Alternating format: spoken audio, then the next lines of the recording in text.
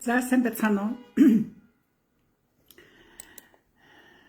За их халуун болохоос өмнө лайв хийчихье.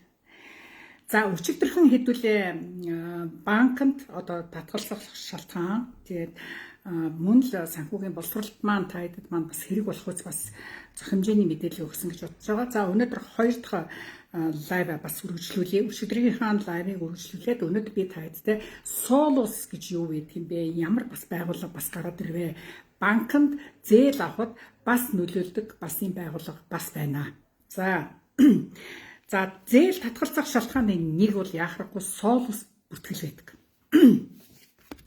За Solus гэдэг нь одоо Чехэд байгаа хүмүүст бол ер нь Сдружение охраны лизинг уверенность потребителя гэдэг ингээд 5 үгийг ингээд товчлсон SOLOS гэдэг энэ 5 үсгийн товчлол юм байгаа. Solus гэж нэрлэж байгаа. За ер нь Solus гэдэг нь удаа дараа хугацаагаа хэтрүүлэн төлсөн буюу банкны буюу банк бус лизингийнхаа одоо гэрээний үүргээ биелүүлээгүй хэрэглэгчдийн мэдээллийн сан юм аа. Мэдээллийн одоо бүртгэдэг мэдээллийн одоо юм сан байдаг. За энэ бол үнэхээр бид нар бол цаашдаа маш их болгоомжлох ёстой сангийн мөн үгэл яахрахгүй мөн. За өчигдөр бол би та БРК, НГРК гэдэг ингээд бас тусдаа банковны регистр гэж байдаг тухай ярьсан бол өнөөдөр Solus-ын тухай дахин хэлэхэд ярьж байна. За энэ мэдээллийг зөвхөн банк бишээ. За энэ мэдээллийг бол хаанах шалгадаг юм? Мэдээж хэрэг гар утасны операторууд. За гадаадад очисон бид нар бүгдээрээ зах хэмжээний бүгдээрээ өөрийн гэсэн гар утасны операторуудтай ер нь ихэнх нь удаан хугацаагаар амьдарч байгаа нэг нь бол дараа төлөлтийг маш их хэрэглэдэг. Тэ утасны операторуудыг маш их хэрэглэдэг. O2, Vodafone, T-Mobile гэдэг зөндөө байдаг шүү дээ, тэ. За гар утасны операторууд энэ мэдээллүүдэд танд ямарваа нэг шинээр утас зарах юм уу? Эсвэл одоо дараа төлөлтийн гэрээ хийхэд бол энэ мэдээлэл рүү шууд орж шалгадаг. Solus руу шууд ордог гэсэн үг. За өөр ямар байгууллага ордог юм? Цахилгаан хий зэрэг компаниуд танд гэр оронд чинь нийлүүлж байгаа. Та цахилгаан хэрэгэлдэг, та газ хэрэгэлдэг, тийм ээ, хэрэгэлдэг штэ. За эдгэртээ та нар гэрээ хийхэд чинь бол шууд та урьдчилгаа төлөөд сар болгон төдийг төлөөд жилийн эцэст ийм төлбөр авна. Илүү ашигласан бол нэмж төлнө, дутуу ашигласан бол нэмж төлнө. Илүү хэмнэж чадсан бол танд буцаа олголт олддог ийм гэрээнд тэгдэг штэ. За тэгэхээр энэ гэрээг хийхээс өмнө таныг бол заавал энэ Solus-аас орж шалгадаг гэсэн үг. За энэ хүн хэр сахилгаттай байна, хэр гэрээний зөрчилтэй байна гэдгийг бол заавал үздэг гэсэн үг. За тэгэхээр захилгаан хий зэрэг компаниуд бол энэ мэдээлэл бол бас л нэг чухал мэдээллийн нэг байдаг. Ямар хүнтэй гэрээ хийх гэж байгаагаа заавал судалдаг гэсэн үг. За дараагийн байгууллага бол санхүүгийн мэдээж хэрэг байгууллагууд. За санхүүгийн байгууллагууд гэхлээр магадгүй та машины зээл авч байгаа, магадгүй та провинциантаас зээл авч байгаа ч юм уу те. Ер нь санхүүгийн янз бүрийн байгууллагууд финансны одоо туслалцаа зээл авах ч юм уу одоо янз бүрийн асуудал гарахад заавал энэ Solus-ыг шалгадаг. Тийм ээ. Одоо шүүхээр орсон ч хэлсэн гэсэн жишээлбэл тийм ээ. Хувь хүний одоо сахилгатыг шалгасан ийм мэдээлэл эндээс бас л давхар авдаг гэсэн үг. Тий. За лизингийн компаниуд гэж би түрүү хэллээ. Мэдээж хэрэг Solus бүртгэлгүй байвал окей. Бүртгэлтэй байх юм бол уучлаарай танд бид нар лизинг болох ямар ч боломжгүй байна гэсэн хариу авдаг. За тэгэхээр яалчгүй хэдүүлээ энэ дээр мөн л санхүүгийн сахилгатын асуудал дахиад яригдэж байна. Тийм үү? Та өргөө бол зээл авч байгаагүй бол ер нь энэ тухай бол айлтгүй шүү дээ. Ямар ч айлтгүй. Тийм ээ? Тэр бол ямар ч та Европод амьдарч байгаа болохоос ш Монгол улсад янз бүрийн бүртгэлтэй байх нь бол Европод бол ерөөсөө хамаарлагдгүй. Одоогоор Европ, Чех, Аз, Америкт та хоорондоо одоо тийм регистрийн бүртгэлийн одоо мэдээлэл солилцох тийм систем ерөнхийдөө байхгүй гэсэн үг. За Чех таны санхүүгийн нэр хүнд зөвхөн цалингаар бишээ гэрээ төлбөр харилцагтай байдлаар л хэмжигддэг. Энэ тухай би өчигдөр бас нэлээдгүй хэлсэн.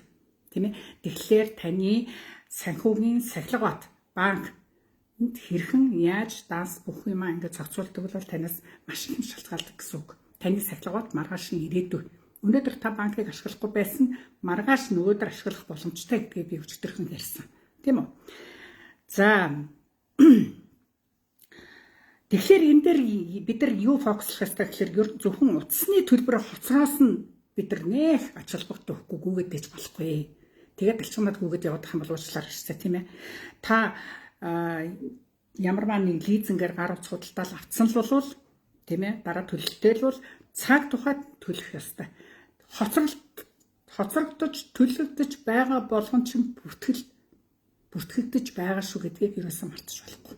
Та нэг гоё шинэхэн утас авах гал одоо жишээлбэл T-Mobile оператор би одоо их олон жил байлаа шүү дээ дугаарыг тий. Тэгэхэд бол бид нар ингээд гэрээ сунгуулах болгон чинь ингээд та ясна үнэхээр найдвартай хэрэглэгч байна гэж надад шинэ утас өгдөг. Тэгээд дугаарыг маань гэрээ сунгуулад өгдөг гэсэн. Тийм ээ. Яг тэрнтэй адилхан та нарт маань ч гэсэн яг тийм боломж байгаа. Та Vodafone-оос байна, T-Mobile-с өөтгөөс байна уу?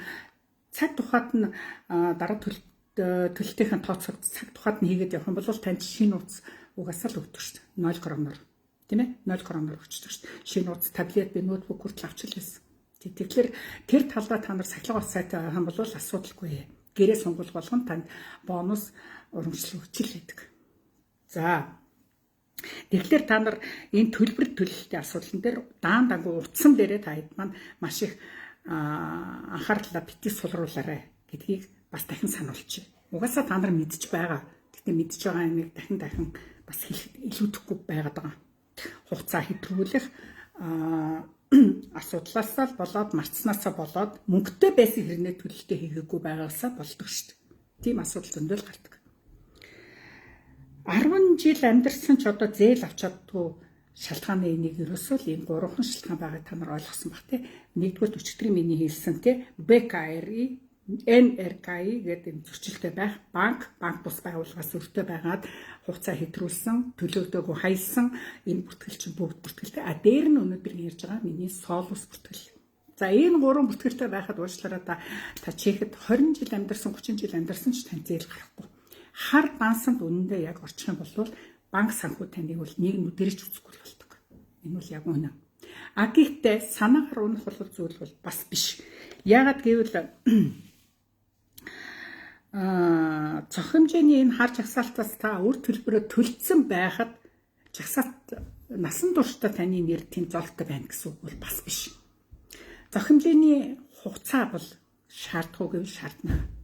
Тий. Доор хаяж 3-5 жил таны сайн нэрийг олоход хэцүү, муу нэрийг хосоход хэцүү гэдэг шиг нөө тий. Олоход хэцүү, муу нэрийг хосоход хэцүү гэдэг шиг ерөнхийдөө нэг хар дансанд орсон бол 3-5 жил одоо нэг шүүхийн шийдвэр гүйцэтгэлээр орсон байхад одоо энэ бүртгэлүүдээр орсон байхад бол 3-5 жил болж ижил таны нэр цайрдаг. Тэгэхээр та үр зээлээ дарчаад бүртгэлийн одоо энэ системээс нэрээ асуулна гэвэл доор хаяжны 3-5 жил болох юм байна л гэж ойлгох хэрэгтэй. За энэ бол би барагдлыг баг хугацаагаар хэлж байгаа байх шүү. Арилаагүй л байгаад идэг. Арилаагүй л байгаад идэг. Хүсэл гаргаад өөрөө бас өргөдлөө өгөөд ингээ хөөцөлтөөд ингээд явах бол боломж байвал байдгаа. Зарим экзекуторын газар шүүхийн шийдвэр гацдах бол өөрийн дуусчаад байхад мэдээлэл өгөхгүй тийм ээ. Тэгээд хэдэн жилийн бариад байвал бас асуудалтай шүү дээ. Бас гомдолтой үстэй.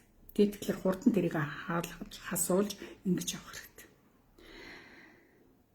За тэгэхээр энэ 10-20 жил та амьдарч байгаа юм чи мэдээч хэрэг таны амьдрал нилээдгүй сайн муу энэ мөнгөний асуудал зөндөл гарна. Монгол рууч яралтай юм явуулдаг. Тэндээч нэг яралтай асуудал гардаг. Тэгэхээр та банк зэгцгүй байвал зээл авах бол ямар ч боломжгүй гэдгийг л товчноор хэлэхэд ойлгож хэрэгтэй. Тий. Банк чин цэгцтэй сахилгаттай байх бол таны ерөнхийдөө бол Европод сайн санхүүгийн сахилгат бол таны хамгийн том хөрөнгө оруулалт юм шүү гэдгийг л ойлгож байна. Хамгийн өмнө цэнтэй хөрөнгө оруулалт. Та өөрөө хийж байна л гэж ойлгох хэрэгтэй. Тийм ээ. За энэ ташаанд хэлэхэд та комент бичээрэй. Игчийнх нь ярьж байгаа юмнаас та нар жоохон ч гэсэн юм санаа авч чадж гин үгүй юу? Хэрвээ үнэхээр авч чадж байгаа нэмэх тэмдэг тавиад яваарай. Шал тийм ишин бас зох хэмжээний лайв хийхэд ерөөсө баярлалаа гэж бичиж байгаа хүмүүст үнэхээр талархдаг. Ягаад гэвэл би зох хэмжээний цагаа маш их зарцуулдаг. Та нараас би нэг ч дүр нэгдэхгүй. Та нар нэг чөлөө цагаараа зүгээр ингээд сонсоод бас мэдээд авах штэ юмнууд бол ойлгоод авчдаг, сонсоод авчдаг юмнууд байгаа л бах. Тий. Ерөнхийдөө бол Facebook дээр давтагдан бусдын бичиж байгаа юм эдрийг бол аль болохоор их чинь ярихыг хүсдэггүй. Тий. Аль болохоор та нарыг сонсоогүй мэдээгүй юм зүйлийг л тайтайгаа хуваалцах хичээдэг шүү. Тий. Даа ялангуяа санхүү тал дээр бас нэлээд фокуслах сонирхолтой. Тий. Яг л тэрнээс маш их амьдрал маань өдөр их шалтгаалдаг учраас. За, Солус гэдэг нь Чехэр Сдружение регистров должников ЧР гэж байгаа. За, энэ бол хуулийн хүрээний холбоо. Ерөөсөө хуулийн хүрээнд ажилладаг. Энэ бол үнэхээр хуулийн хүрээний холбоо шүү. Тий. Тэгэхээр регистр должников гэдэг чинь ерөнхийдөө үр зээлтэй хүмүүсийн бүртгэлийн сан гэсэн үг. Тий. За, тэгэхээр өөрийн Солусыг шалгаж болдгоо гэвэл болдгоо. Албан ёсных нь өөрийн гэсэн сайт нь байдаг. За, өөрийн сайт нь бол мессежээр ч одоо мэдээлэл өөрийн тухай одоо мэдээллийг авъя гэх юм бол мессежээр бичиж болдог тийм ээ, мэйлээр бичиж болдог. Ингээд холбогдоод хэдэн төгрөгийн тэр 50 крон, SMS нь бол нэг 50 крон байдаг юм байлээ тий. За, тэгээд яг хэл ус нь мэдхгүй нь бол яг шууд дээр очиод ч юм уу тий, Солусаас би мэдээлэл авах гэсэн юм а гэдэг ингэж очиод шалгаж болдог. Тэгээд Нээсэм должник ЧС гэдэг сайт руугаа ороод би өчигдөр бас хэлж өгсөн тийм ээ. За, нэг ийм сайт байгаа. За, би та камера эргүүлээд харуулъя. За, энэ байна. Солус. За, энэ Солус руу ороод тийм ээ. Тэгээд та хэд маань регистр гэж байгаа зү SMS-ээр яаж өөр хувийн мэдээлэл авах уу? За, энэ Нээсэм должник ЦЗ гэх мэтлэн мэдээнүүдийг та хэд маань дэшээ доош нь ингээд гүйлгээд харуулаад чех хэлтэй бол чех хэлээр, англи хэлтэйнүүд нь бол англи хэл рүү н ороод уншичаарэ. Манайхан монголчууд маань англи хэл рүү бас их сүүлийн үед очиж байгаа хүмүүс маань их сайн байдгийн байлээ шүү. Тэр бол өснө үнэхээр бас мундаг тий. За, тэгээд энэ дээр контакт нь байгаа тий. Бүр болохгүй бол энэ info Solus руу CZ руу бичээд өөрийн мэдээлэл авах тухай хүсэлтээ гаргаад эсвэл энэ утасны дугаараар нь залгаад, за, хэрвээ очиж уулзна гэвэл энэ Прага 4-т төв нь байдаг. За, ерөнхийдөө ийм төв мөвөөр ингэж явах шаардлагагүй байх. Та хэд маань юу яагараа SMS-ээр авч унаарай, илүү хурдан амар юм шиг надад санагдсан. За, энэ байгууллага ерөнхийдөө бол түүхээс нь ярихад 1999 оноос хойш анх бүртгэгдсэн юм компани юм билээ Чехэд. За, тэгээд 2001 оноос эхлээд анхныхаа банкнаас мэдээллүүдээ авч эхэлсэн энэ компани. За, олон улсын хэмжээнд хамтын ажиллагаа байдгүй гэвэл байдаг. За, тэр нь болохоор ACCIS гэдэг Европын хэрэглээний зээлийн удирдамж хэрэгжүүлэгч санхүүгийн үйлчилгээ дамсан холбоотой хамтарч ажилладаг юм байна. Дээр нь Чехийн санхүүгийн лизингийн холбоотой хамтарч ажилладаг. За, мэдээж хэрэг санхүү байгууллагууд бол хоорондоо заавал юм уялдаатай ажиллаж байгаа шүү дээ тийм ээ. Ер нь бол Solus компани бол Европын АЦИС болон ганц Европын орнтой биш, цаана Америкийн нэгдсэн улс, Сингапур, Тайван, Хятад орнтой хамтарч байгууллагатай ажиллаж 50 гаруй гишүүн байгууллагатай байдаг юм байна. За, тэгэхээр энэ ACSSE гэдэг ингээд ярьж байна те, энэ байгууллага бол кредит сторын мэдээллийг бол өгдөггүй гэж байгаа. Өөрөө бол тийм мэдээллийг бол цуглуулдаггүй. Өөрөө зээлийн бүртгэл хөдөлдөггүй. Тэгээ анх энэ байгууллагыг ерөнхийдөө бол Европын одоо энэ бүх өр зээлийн кредит сторыг ингээд цуглуулж одоо жишээлбэл Чехэд өртөө хүнийг Шведэд банкнаас зээл авах боломжгүй болгодог тийм нэг хамтарсан байдлаар ажилтдаг юм болов уу гэж бодсон чинь огт тийм биш байсан. Гол энэ байгууллагын зорилго нь ерөнхийдөө бол хамтын ажиллагаагаа сайжруулах.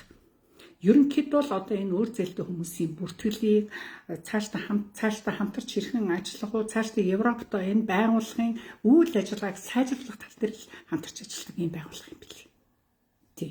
Тэгэхээр та хэд маань олон улсын энэ хамтын ажиллагааны ийм байгууллага байгаа нь. Гэхдээ энэ гадаадын Европоос бус оронд бол манай Монгол бол мэдээж энэ дэр бол байхгүй байна. Тий. За, 26 оны 4 сарын мэдээлэлээр одоо саяхан шүү дээ тий. Чехийн өртөө хүмүүсийн статистик бол ерөөсөө огт буураагүй. Ийм статистик тоо гэдэг юм байна. Харамсалтай байна. Чехүүд маш их өртөө байна. Тэр статистик нь ерөөсө буух шинжгүй байна гэж бичсэн байлээ.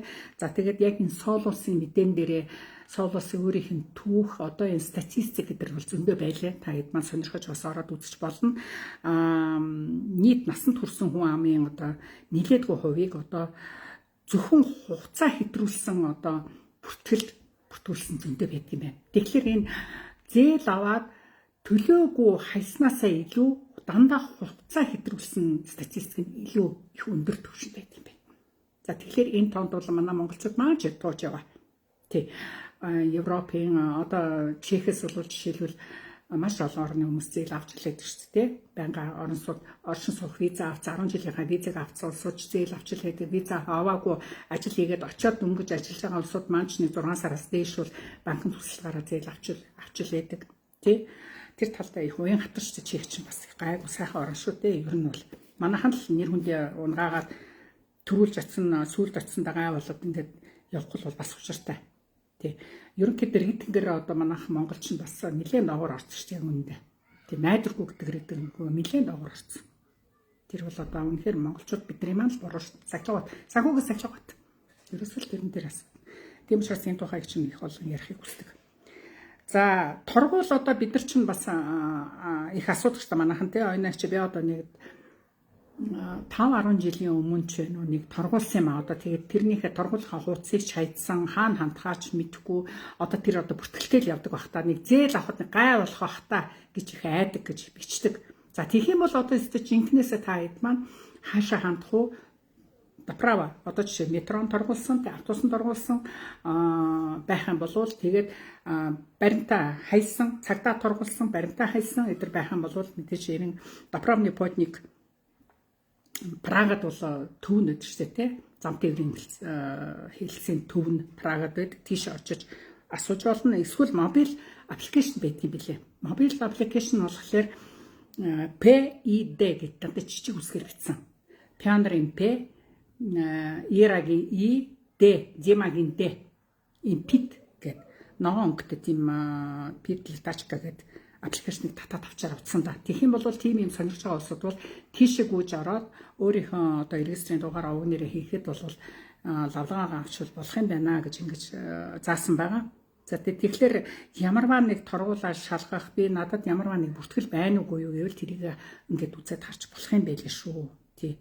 Хайсан, гээсэн, мартсан, төлөөгүй ингээд удацсан олон жил болсон юм байж магадгүй шүү дээ. Байдаг шүү дээ ер нь тий. Бас нэг мартсан асуудал байдаг. За тэгээд Чехийн санхүүгийн холбоотой энэ янз бүрийн юм асуудлууд байх юм бол дайд маань бас яг мэдгүй юм байвал асуу нүцтэй чинь мэдх юм байвал хариулна чадахгүй бол тэгээд нэтээс хайж олохыг хичээдэг бас нэг завчил өнтэй бас тий. Би ч бас аминдаа бас бизнес эрхэлдэг шүү дээ. Тэгээд тэрний хажуугаар бас та нарын даатгалыг хийн. Харин агент юутай өөрөө маань агентуудтай тулдаал даатгалаас жоохон аваа юу яадаг. Цаг заваа гаргаж авч чаддаг. Тий. За тэгэд сүүлийн үед ер нь визик гарч ийн тийм хүмүүс. Тэгэхээр бас жоохон даатгалын компани ажил маань жоохон ачаал ихтэй байгаа. Хүүхдүүд маань маш их виз гарч ийн. Тэр бас их сайхан байна тий.